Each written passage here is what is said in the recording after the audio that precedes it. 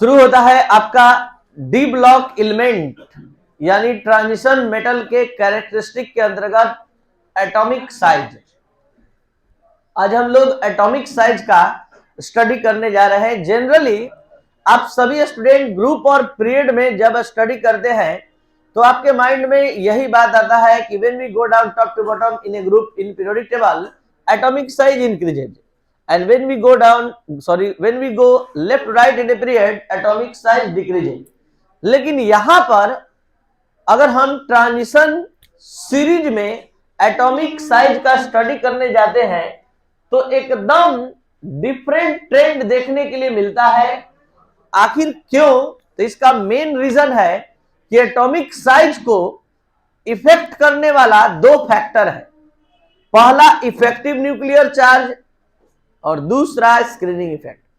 अगर इस दो फैक्टर को अच्छे से समझ ले और तब हम लोग चले एटॉमिक साइज का स्टडी करने तो पूरा स्टडी बहुत ही आसान हो जाएगा और आपको हर एक कॉन्सेप्ट आपको इजी वे में समझ में आएगा, आपको रटना नहीं पड़ेगा। तो यहां ध्यान दिया जाए, सबसे पहले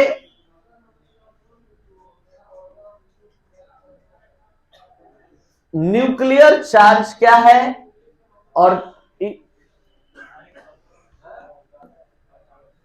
साथ ही साथ स्क्रीनिंग इफेक्ट क्या है। उससे भी पहले आप सभी स्टूडेंट फर्स्ट ट्रांजिशन सीरीज के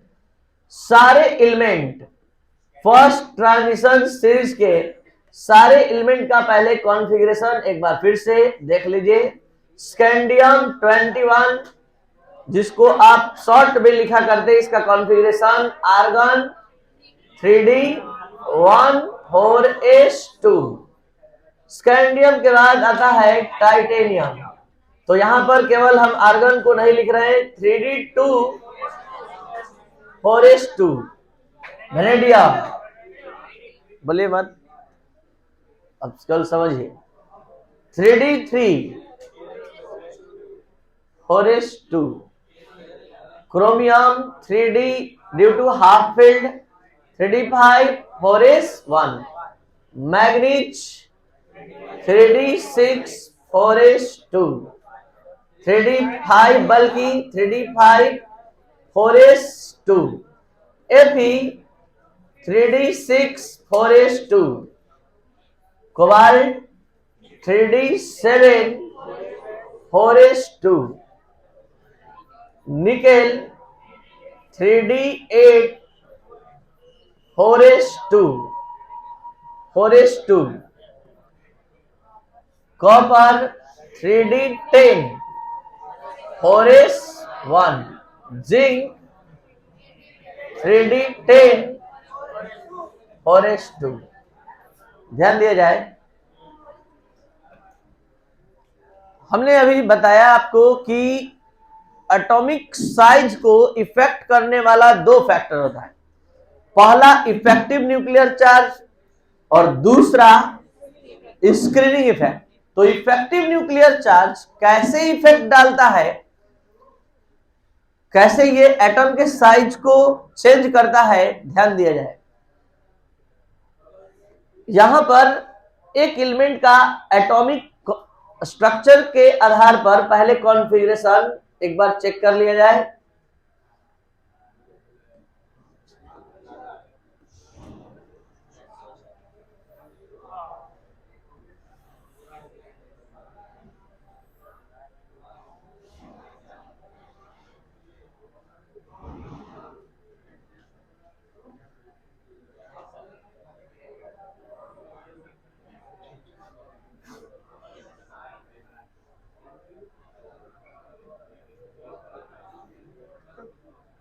देखिए,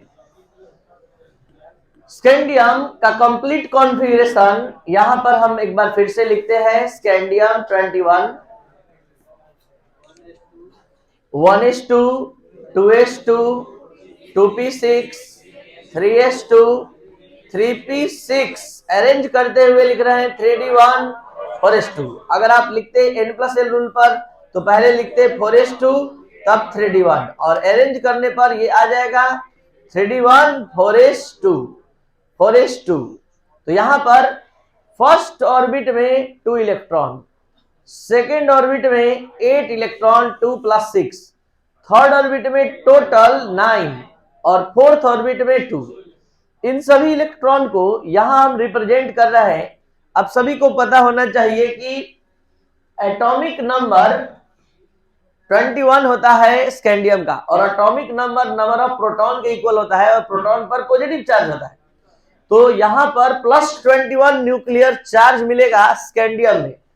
जैसे ही यहां पर पहले कॉन्फ़िगरेशन फिट कर लेते हैं, ये फर्स्ट ऑर्बिट है, ये second, third, fourth. First orbit में 2 इलेक्ट्रॉन, सेकेंड ऑर्बिट में 8 इलेक्ट्रॉन और थर्ड ऑर्बिट में टोटल 9 और फोर्थ ऑर्बिट में 2 इलेक्ट्रॉन। तो यहां पर ये एटॉमिक स्ट्रक्चर ये रिप्रेजेंट कर रहा है कि स्कैंडियम के न्यूक्लियस पर +21 चार्ज है। स्कैंडियम से एक एलिमेंट आगे बढ़ेंगे तो कितना होगा? +22। अगर वेनेडियम में +23। तो न्यूक्लियर चार्ज का काम क्या है? न्यूक्लियर चार्ज जो होता है, जो पॉजिटिव चार्ज वाला होता है, इसका काम क्या है कि ये सभी इलेक्ट्रॉन पर फोर्स ऑफ अट्रैक्शन लाइज करता है। कारण है कि इस पर पॉजिटिव चार्ज है और सभी इलेक्ट्रॉन पर निगेटिव। जैसे जैसे न्यूक्लियर चार्ज बढ़ता है कभी भी, तो वहां फोर्स ऑफ अट्रैक्शन न्यूक्लियस और इलेक्ट्रॉन के बीच बढ़ता है। तो ये आउटर ऑर्बिट के इलेक्ट्रॉन को और तेजी से अपनी ओर खींचता है, और जिससे क्या होता है? एटम का साइज लगातार छोटा होता जाता है। अगर न्यूक्लियर चार्ज इफेक्टिव होता है तब। फिर से हम अगर फर्स्ट ट्रांजिशन सीरीज में स्कैंडियम से मैग्नीज की ओर जा रहे हैं, तो एटॉमिक नंबर बढ़ने से न्यूक्लियर चार्ज लगातार बढ़ रहा है। तो ये न्यूक्लियर चार्ज ज्यादा इफेक्टिव होने के कारण ये आउटर ऑर्बिट के इलेक्ट्रॉन को और तेजी से खींचता चला जाता है। तो होता क्या है? स्कैंडियम से मैग्नीज तक एटॉमिक साइज लगातार घटता जाता है, डिक्रीज होता जाता है, डिक्रीज होता जाता है। ये कहां तक हो पाता है? मैग्नीज तक। लेकिन बाद के 3 एलिमेंट में एटॉमिक साइज इंक्रीज और डिक्रीज कुछ भी नहीं होता है।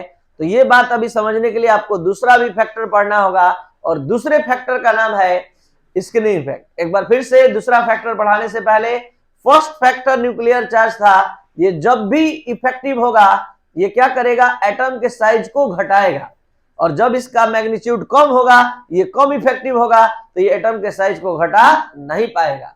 तो अब हम बात करते हैं स्क्रीनिंग इफेक्ट का। ये स्क्रीनिंग इफेक्ट क्या है? 11th क्लास में बताया गया।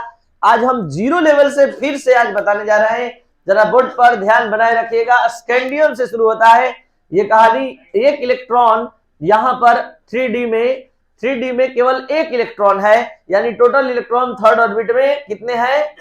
थर्ड ऑर्बिट में टोटल इलेक्ट्रॉन कितने हैं? 9। स्कैंडियम से तुरंत आगे बढ़ेंगे टाइटेनियम की ओर, तो 3D2 हो जाएगा, एक इलेक्ट्रॉन आ रहा गया। वेनेडियम पर आएंगे तो एक इलेक्ट्रॉन और इंटर करेगा, 3D3 होगा। 3D3 का मतलब आप अपने माइंड में तुरंत समझेंगे कि ये थर्ड ऑर्बिट में इलेक्ट्रॉन बढ़ा रहा है, यानी कि 9 से हो गया 10, 10 से हो गया 11। कहां? थर्ड ऑर्बिट में। थर्ड ऑर्बिट कहां है? आउटर ऑर्बिट से एक अंदर, आउटर ऑर्बिट से एक अंदर के ऑर्बिट में इलेक्ट्रॉन इंसर्ट हो रहा है, यहां इलेक्ट्रॉन इन कर रहा है। तो 3D1, 3D2, 3D3 तक हो गया। जैसे ही क्रोमियम में गए तो 3D5, 3D5 का मतलब 2 इलेक्ट्रॉन इंटर हुआ और एक इलेक्ट्रॉन यहां से कम हो गया। अब हम जैसे ही गए आगे मैग्नीज की ओर, तो मैग्नीज में क्या देख रहे हैं कि ये 3D5 ही है, 3D5 ही है, और यहां 4s2 हो गया। जब हम आयरन की ओर देख रहे हैं तो ये देखिए एक इलेक्ट्रॉन और इंटर कर गया, सॉरी यहां पर है, यहां इंटर कर रहा है, तो यहां पर 3D5। देखिए ध्यान दिया जाए, थर्ड ऑर्बिट ये है, तो यहां टोटल 5 इलेक्ट्रॉन नए आ गए, ये 6 यहां तक हो गया। बल्कि आयरन ये टोटल इलेक्ट्रॉन कितना हो गया? अगर 3D6 हो जाए तो 3D6 हो जाए तो 8 और 6 कितना?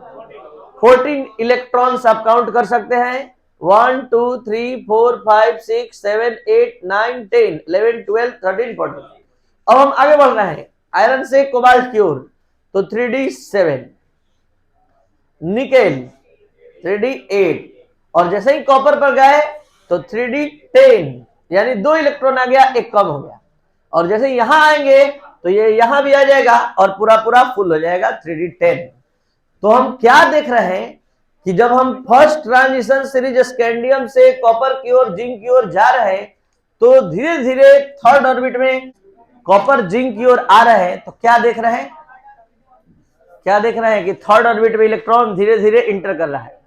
इलेक्ट्रॉन इंटर करने से क्या होता है, बटवार इलेक्ट्रॉन का एक स्क्रीन तैयार होता है, और ये इलेक्ट्रॉन का स्क्रीन करता क्या है, ये आउटर ऑर्बिट के इलेक्ट्रॉन पर रिपल्सन करता है। आउटर ऑर्बिट के इलेक्ट्रॉन पर रिपल्सन करके एटॉम के साइज को बढ़ाना चाहता है। ध्यान दीजिएगा, यहां पर कम इलेक्ट्रॉन था 5 तक, लेकिन 6, 7, 8 पर जब ज्यादा इलेक्ट्रॉन इंटर कर जाता है थर्ड ऑर्बिट में, तो होता क्या है कि ये आउटर ऑर्बिट के इलेक्ट्रॉन पर रिपेल करने लगता है, क्योंकि इस इलेक्ट्रॉन पर भी नेगेटिव चार्ज है और इन सभी पर भी क्या है। तो जब ज्यादा इलेक्ट्रॉन का जमा हो जाता है, ज्यादा स्क्रीन जबरदस्त तैयार हो जाता है, तो ये आउटर ऑर्बिट इलेक्ट्रॉन पर रिपल्सन करने लगता है, और रिपल्सन के कारण एटम का साइज फैलकर बड़ा हो जाता है।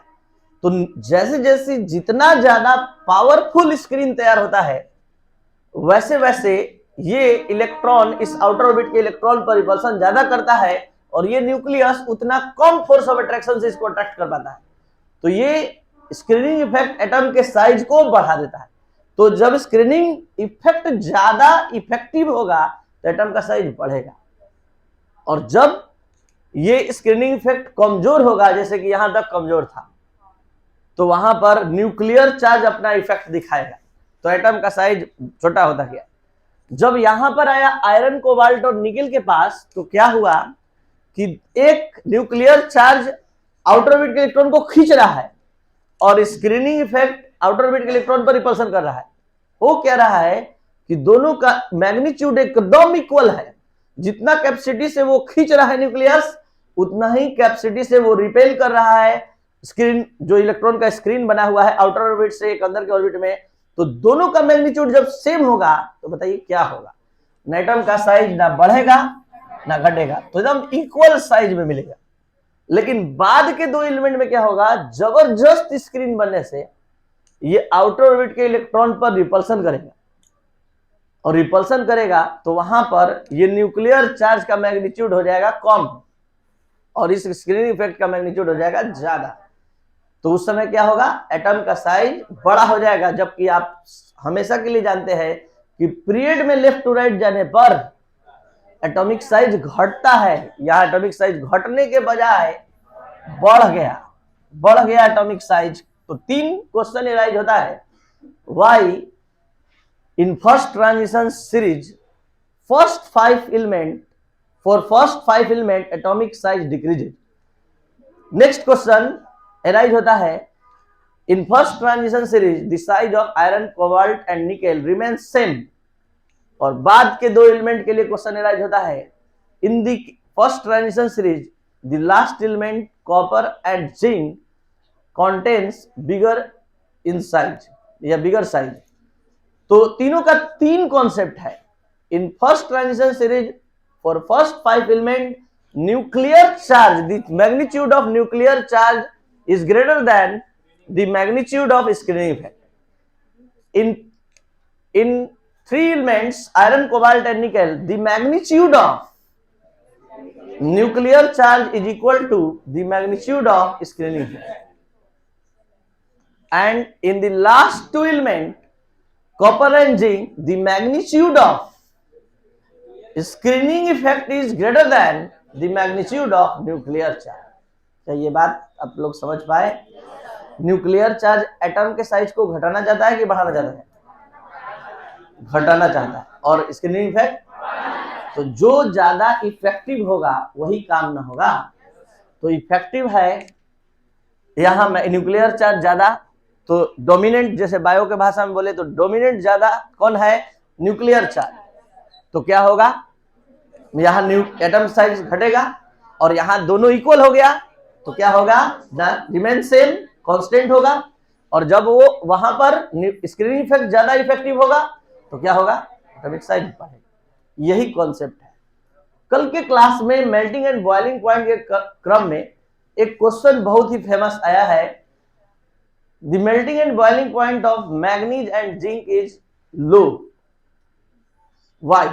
मैग्नीज और जिंक का मेल्टिंग पॉइंट लो क्यों होता है? तो जिंक का तो कल ही जान गए थे, ड्यू टू फुलफिल कॉन्फ़िगरेशन।